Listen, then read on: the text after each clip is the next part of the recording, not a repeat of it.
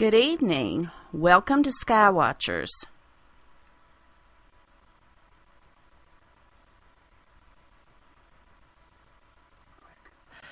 Welcome to SkyWatchers. We're watching the skies over North Carolina and all over the world.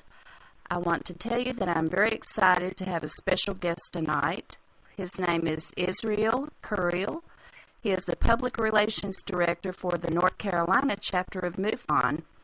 And I'm excited for all of my listeners to find out what's going on in the North Carolina skies. And could you tell us first, Israel, why you got interested in UFOs? Sure. It's kind of a long story, but my first exposure to the subject was when I was 17. I had a friend who I was visiting, and she had told me that she grew up on a farm in Kansas, and that one night her and her mother were walking through the field, and they were literally chased by some UFOs. It scared them so much that they got in the truck, left the farm, left the state, and never actually went back.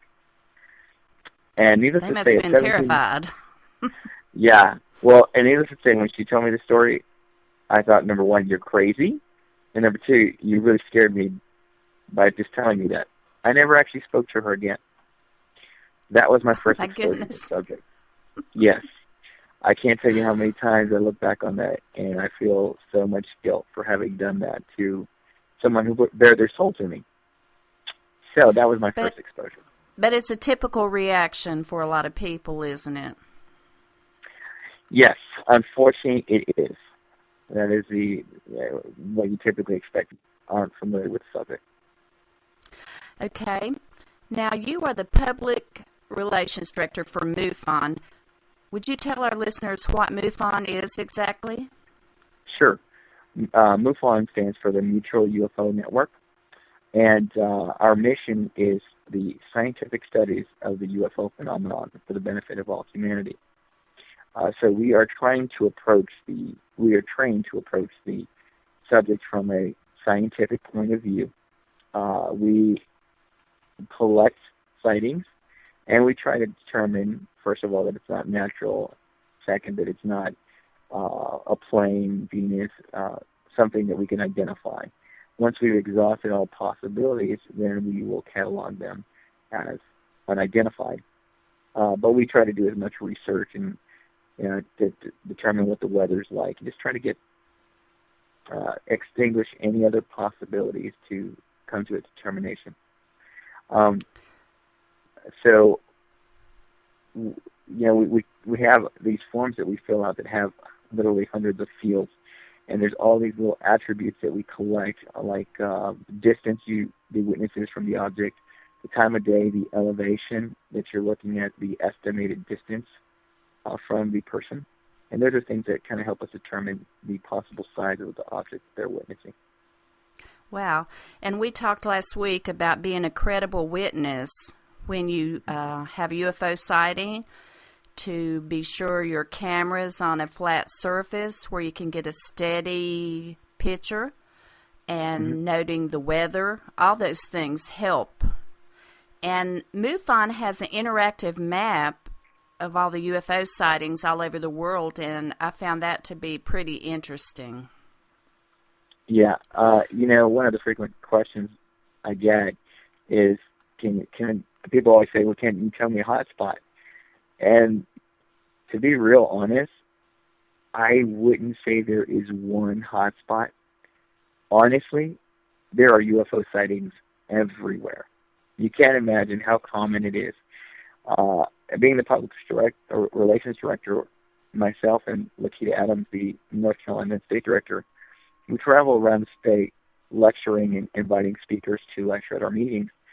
And the biggest thing that we find is everywhere we go, we have people saying that they've had UFO sightings. The problem is, those same people, when you ask them, did you file a report? I would say 9 out of 10 do not file reports. Even more, let's say if we'll go to a meeting, we'll have 60 attendants, 24 of them will say that they have seen a UFO. But maybe one of those people will say they've actually filed a report with MUFON. And it's all different kinds of people, professional, doctors, everyday people. Yes. Now, we try to ask our witnesses about their education, the profession, to try to establish their credibility.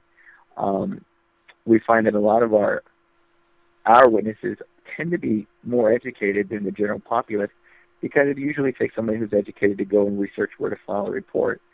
So we talk to executives, bankers, business owners, engineers. I mean, the whole gamut. It's very rare that I talk to Billy Bob, a farmer, a truck driver.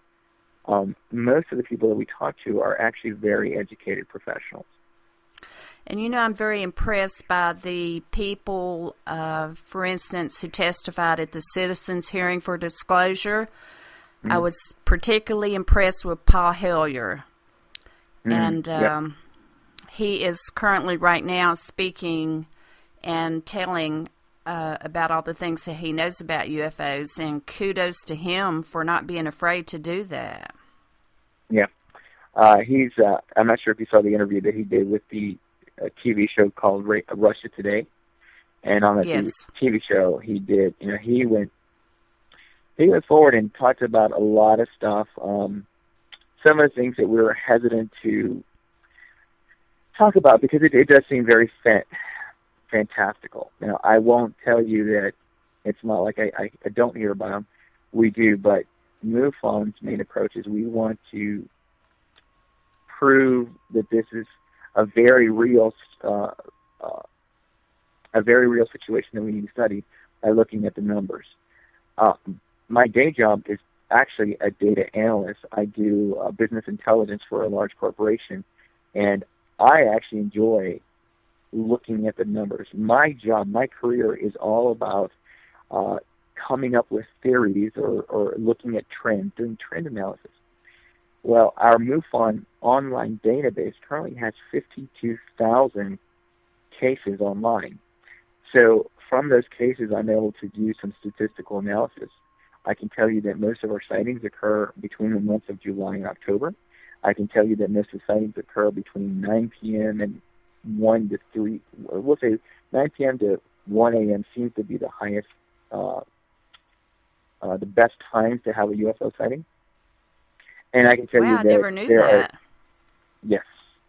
I can tell you that just by North Carolina, I can tell you that our North Carolina best hotspot is Wilmington. I can't tell you how many times we hear reports of people seeing the orange orbs, which are reported all over the world, right, coming in from the ocean, or a lot of people who will stay at the condos in Wilmington or North Myrtle Beach will actually see them pop out of the water and come in over land. Wow. And I have made an observation that there are a lot of reported orange-colored orbs or discs. Yep. I actually have seen one of them now myself. Oh, wow. Tell us about that. So, being in MUFON, I have now had 2 UFO sightings, and needless to say, I will go to the places that have this frequent UFO sighting. In Myrtle Beach, South Carolina, there was a UFO abduction museum that I wanted to go visit. So I went there on a family trip. We went to the museum, and I thought it was very well done. And in the evening, I sat on the beach in, Surfside. I set up my chair, I got a video camera on a tripod, and I sat there from 10 p.m., and I said that I was going to stay there till 12:30. So 12:30 comes around. It wasn't too bad. I think it was September 30th. And I ended up staying till 1:30 in the morning. And at 1:30, I decided, you know what, it was a long shot, packing up my stuff, and I'm getting ready to go. Folded my chair, put up the camera, put up my tripod, and I turned around, started walking towards the parking lot. And right then, I'm looking up, and I see an orange orb. It's about 100 feet off the ground. I guess it estimated the diameter was maybe 4 feet across. it was probably moving between 75 and 100 miles an hour. So I saw it come in from land. It's coming in from land towards the beach. And when it got almost over me, it did a 90-degree turn north and headed straight up the beach. This lasted, the sighting lasted about 8 seconds, and it took me about 3 seconds to realize, oh my God, I'm looking at it, and I'm breaking out the camera. I'm waiting, and it takes a second or two to boot up, and I point my video camera, and it's trying to focus, and by the time it's focusing, it's too far away, and I've got nothing. Oh. Wow, it's so exciting when you realize you have one in view, isn't it? Yes. So that was a pretty stunning sighting that I've had. That's actually the second astonishing sighting I had. You keep talking about, or we always think that, it's got to be, if you see something, how could you not get a picture of it?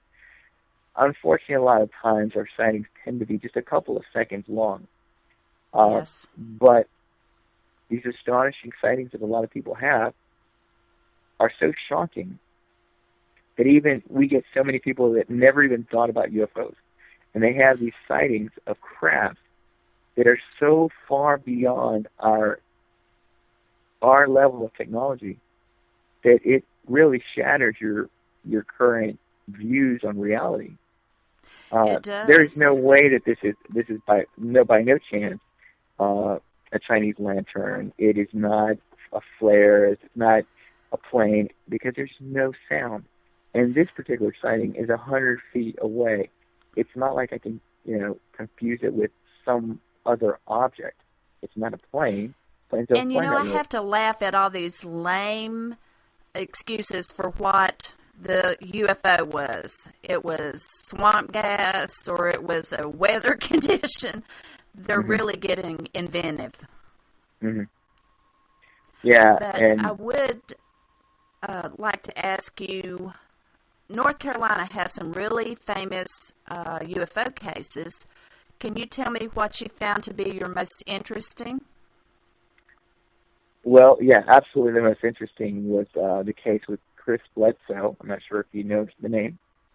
Chris Bledsoe was actually interviewed by MUFON in '98 for a UFO abduction that he had in '97.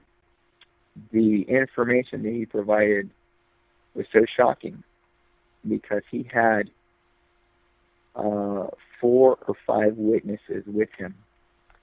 And the Discovery Channel actually did a 1-hour documentary on him.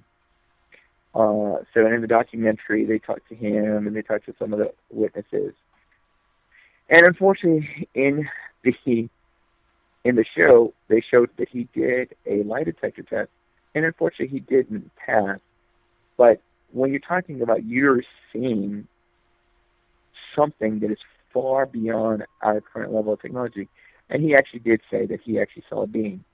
When you're talking about something so incredibly emotionally challenging, I don't see how you could maintain your composure.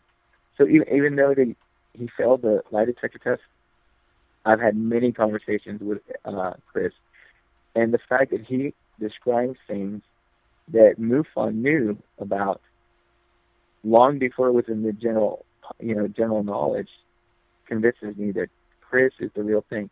And fortunately, we've actually had other people come forward at a later time and says, yeah, I didn't say anything about this sighting, but we also saw the crabs over where Chris Bledsoe was. So there have been people confirming his story that you don't even know him. And see, that's why it's so important for people to call in and report, because it gives validity when there's multiple reports of a sighting. Absolutely. The cases that we put the most weight on are the ones where there are 2, 3, or half a dozen witnesses.